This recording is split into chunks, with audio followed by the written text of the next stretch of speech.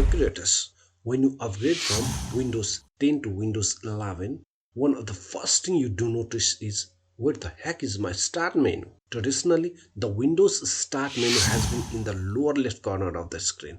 But when your new version of Windows appears, you'll find the start icon among a group of icons in the center of your taskbar at the bottom of the screen.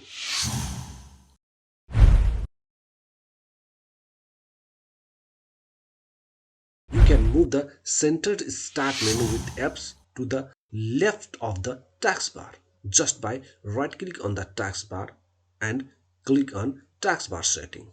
Then select taskbar behaviors. In the left side of taskbar alignment, select left and you'll see that the set of app icons in the taskbar have moved to the left along with the start menu icons in the corner. And if you select center, it will move to the default position. If you enjoyed by this video, I highly encourage you to comment and subscribe to our YouTube channel for more videos like this. And don't forget to click on bell icons to get notification.